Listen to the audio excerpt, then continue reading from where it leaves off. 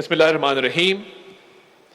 Honorable Minister for Defence, Khwaja Muhammad Asif Sahib, Honorable Khurram Dastagir Sahib, former Federal Minister, Lieutenant General Amir Riaz Sahib, Ambassador Johar Salim Sahib, Mr.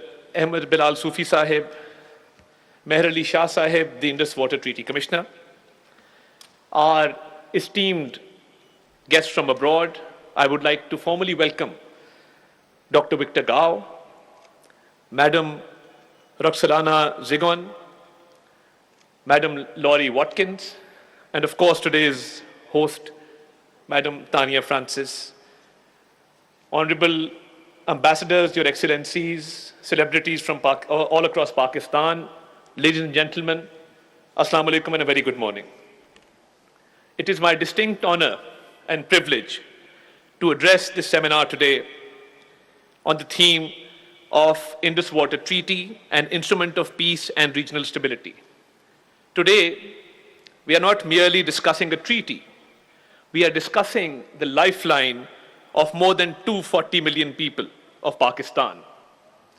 When we identify ourselves as Pakistanis, we ask a question as to who we are. And if you go back into history, the Indus water civilization defines us as a people. Whenever I go abroad, I often tell my counterparts that we are the people of the Indus Valley civilization. Our identification is that we are people based on the banks and tributaries of the mighty river Indus. And as they say, water is life. And Indus has given life to Pakistan.